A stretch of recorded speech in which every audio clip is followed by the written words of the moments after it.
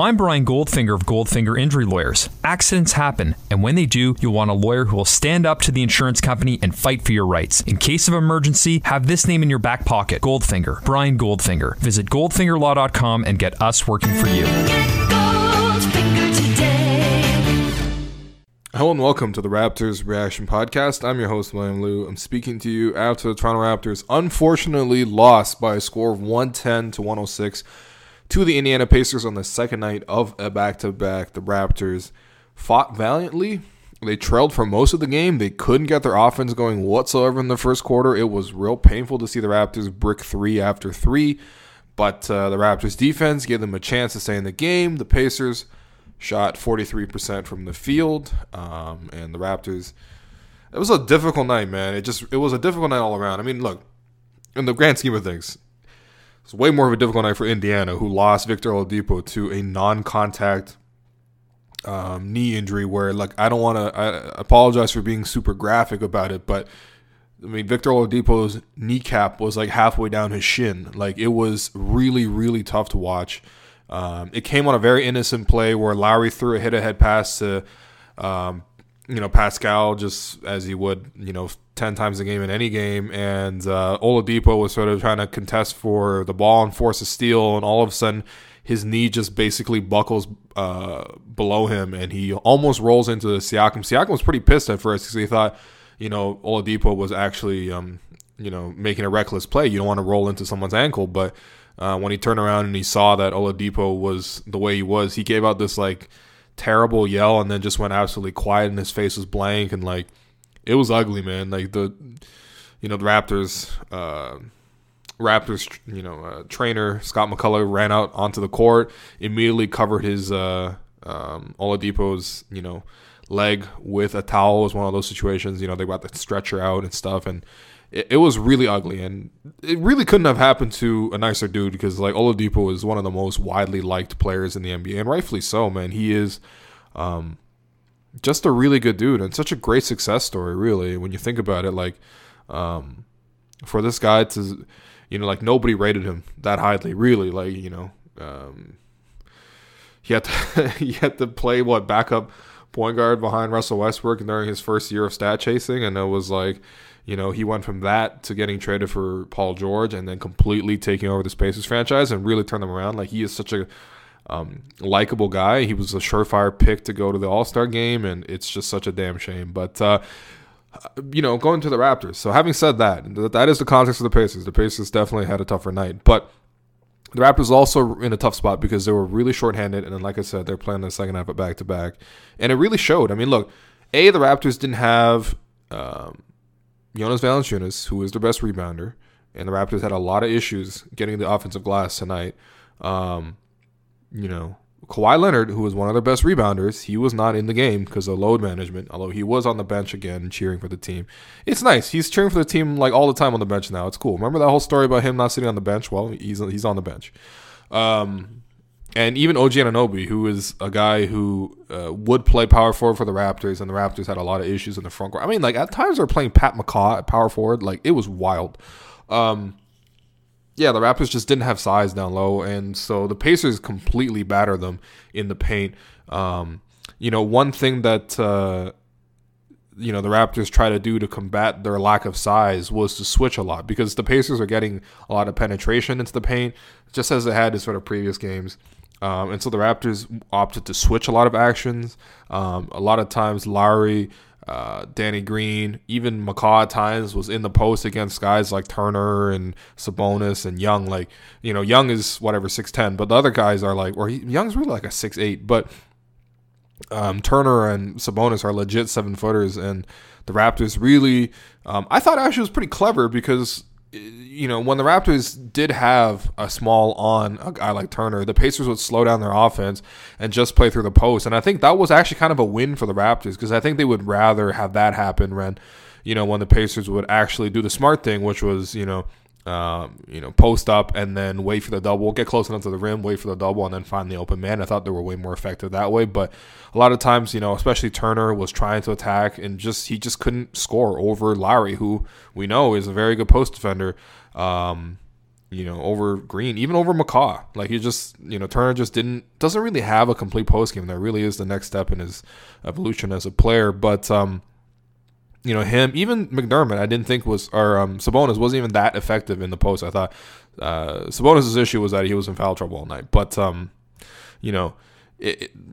Raptors kind of got by with that. And, it just wasn't, their offense just wasn't falling around. Like, so many open looks for Van Vliet, for Danny Green, for Ibaka, for Pascal, for CJ. I mean, like, every one of these guys had open looks, and they bricked so many of them. And overall, the Raptors shot 12 of 39 from deep, so at least they got the Raptors some fries. But, that's 30% from three. That is not good enough to cut it, especially when you shoot that many threes. But the Raptors gave themselves a chance. The Pacers, one thing I really liked about the Pacers is that they don't turn the ball over. Like, even though they throw a lot of passes, they're very precise in their execution, and they just don't turn the ball over. The Pacers only had 6 turnovers. This was a pretty well game all around. The Raptors only had 10. But, it was a tough game. And then, the Pacers, I thought they responded well after Oladipo went down. They weren't... They didn't sort of mentally check out of the game, which would have been completely understandable after seeing a teammate go down in that fashion. Instead, they sort of stuck with it, I don't know. They just executed their plays really well. And the Raptors, I think the front court thing really did catch up to them in the end. The decisive play, I thought, after the Raptors hit a 3 off an offensive rebound, Danny Green hits a 3. The Raptors were only down 1. 30 seconds left, the Pacers had the ball. The Raptors had to defend.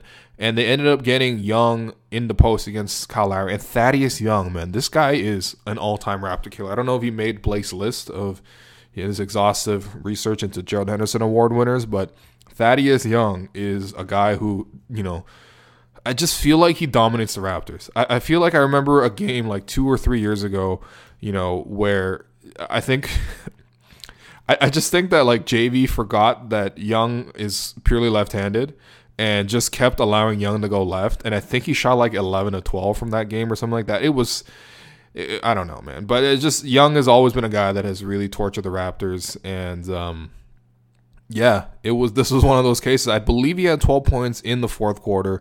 He definitely had the game sealing basket. I mean, the Pacers are already ahead, and that wasn't the game-winning basket, but it was definitely the basket that really, gave the Pacers an actual advantage that they would not relinquish. It was, the Raptors had Kyle Lowry in the post, and Young anticipated that. He made a quick move baseline to his left hand. Like I said, he is incredible when he's shooting with that left hand, and the Raptors, it's just that basically put the Raptors away because the Raptors couldn't answer on the other end.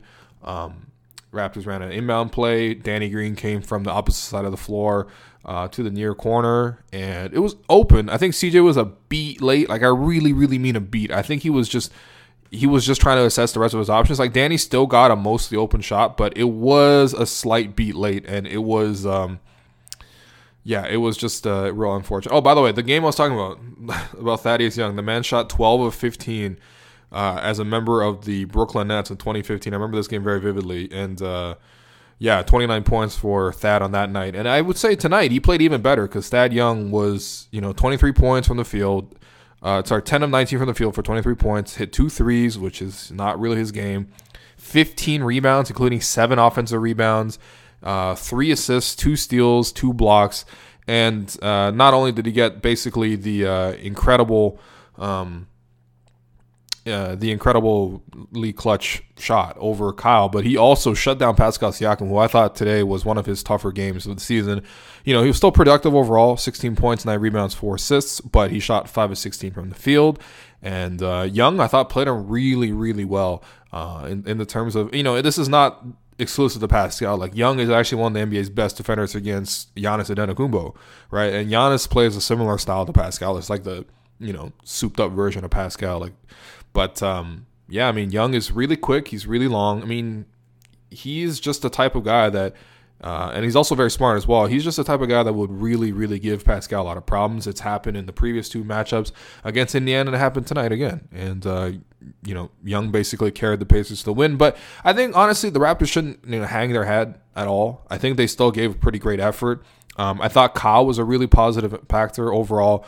He had 20 points, 5 rebounds, 7 assists, which is kind of an average game for Kyle. At least it should be, although this year his scoring is obviously way down. But, I like the way he was purposeful with the offense, man. When he shot the ball going to the rim, like you actually felt like he was intending to score when he drove, whereas like for like a solid 2 months, every time he drove, he was trying to dump off the pass to Serge or whoever. And then when he shot the three, I thought there was actual confidence in the three ball. Like Nick Nurse drew up another great play in the fourth quarter where Kyle Lowry was the inbounder off the baseline, came around 2 screens.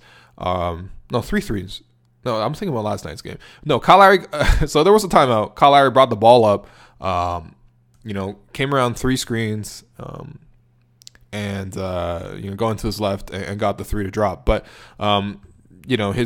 his 3-point game looks a lot stronger, and just generally speaking, it looks like the rust is kind of getting off of him. I don't know if he's feeling any better in terms of his back and the pain that he has, but maybe he's learning how to play more with the pain. I just think that he looks a lot smoother and sharper, this game and also the Kings game before this. So hopefully this is a step in the right direction and Kyle can sustain this. But I thought Kyle was pretty good tonight outside of the fact he had 6 turnovers. It's a bit strange. I do not remember that. Also, it says on the box score he has 7 personal fouls. I don't know if that's possible. He did pick up a tech, so I don't know if that counts. But 7 personal fouls looks hilarious on the box score.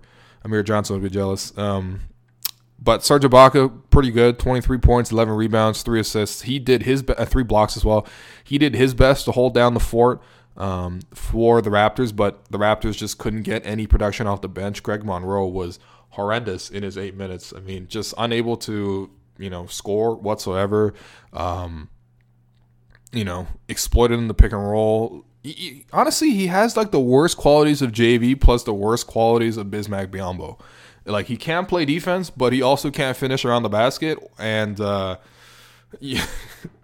hit free throws. I mean, the free throws thing is very strange. He's shooting 56% from the free throw line this season. He's 1 for 4 today. He was 0 for 4 against the Kings last night. I mean, Monroe is just not prepared to play either of these 2 games. And it was a disappointment because the Raptors had no one else. At least yesterday, when Monroe was struggling, the Raptors could go to Chris Boucher. But Chris Boucher is coming up on the number of days in which the Raptors have left on his 2-way contract. They play him a little bit more. He's going to have to take up a roster spot, and the Raptors might want flexibility heading to the trade deadline and buyout deadline, whatever. I'm pretty sure they're going to keep Boucher, but I think they would need to manage his days. And I guess this is one of those days where they didn't need him. I don't know. I guess they figured they didn't need Boucher, but they needed Boucher today, man, because Monroe was just not giving them anything.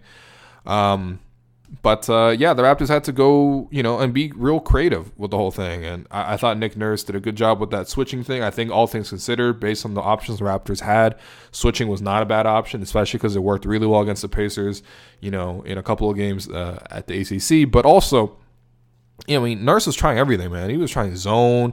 He played, Pascal at center. McCaw played in the fourth quarter, and he was like a power forward at one point. I mean, he was actually I liked his activity on the glass and pretty good passer, like very intuitive and got good length and stuff. I just thought he stoned Miles Turner in the post on another possession. Like, it was just a lot of good stuff from McCaw. I liked what he saw. I like what he did. DeLon came in the fourth quarter, gave the Raptors a boost with a couple of passes, although overall he was very, very passive. Especially, he just turned down so many open threes. I mean, I get it. He's not a good shooter, but like, damn, a lot of situations call for you to shoot, But Pascal at center, you got zone for a couple of possessions. You got Serge Ibaka playing with the bench. I mean, I don't know.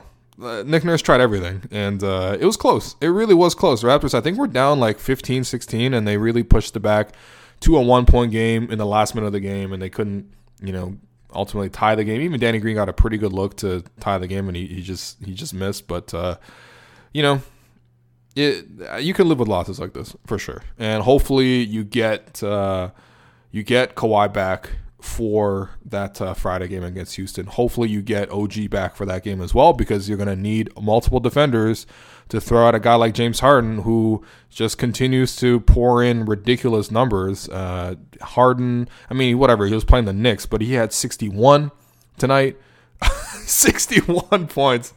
Oh, man. Although he shot the ball 38 times, shot 23s and 25 free throws. Yo, that's like when I play 2K. If I create a player in 2K, that's my stat line every single night. 38 shots and 25 free throws. Jesus. But, yeah, I mean, Harden's obviously on a crazy tear. He's got 21 straight games of 30-plus points. So you're going to need every defender available to throw at him. And Kawhi is one of those guys who, you hope he's available for that game. I mean, look, is Kawhi going to be completely sharp right after injury? I don't think, past history so far has really – this season, what I'm trying to say is this season, Kawhi right after returning from absences has not necessarily been as sharp, which is, I guess, understandable, but, that is a trend. And so I'm a little bit worried about that Houston game, but you need OG for that one as well. OG obviously had one of his breakout performances last year, guarding the Rockets and also hitting a bunch of threes in one of the Raptors' 2 wins over Houston last year. But, yeah, I don't know. All things considered, even though it was a narrow win, I still don't feel that bad. I think the Raptors, played their hearts out, and I'm happy with that. In terms of your 3 stars, Lowry gets my first star, 20 points, 5 rebounds, 7 assists. Second star goes to Serge, 23 points, 11 rebounds, 3 assists. And then the third star, I mean,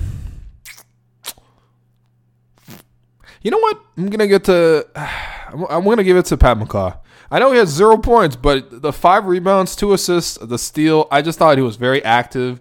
And he gave the Raptors a different look defensively, and he was very, very vital in the end. I thought he was a very positive contributor. So, again, this is one of those things where McCaw is not going to get another chance to get a star unless the Raptors start, resting everybody towards the end of the season and McCaw gets become a featured player. I don't know. But, yeah, he was all right. So I'll give him the third star. Norm deserves some love there as well. And, Danny Green also does as well. I thought Danny was pretty solid. And then Gerald Henderson obviously goes to Thaddeus Young. He is a guy, like, I don't think the Pacers are going to blow it up because I think they can still be competitive, and I think they're too proud of an organization to sort of just say at this point in the season when they're 32-15 they're going to sell off some pieces. But Young is an expiring contract, and if the Pacers really go into the tank after this Oladipo thing and they do move some people, which I don't think is going to happen. Again, the trade deadline's in like 2 weeks. They can't slide that far.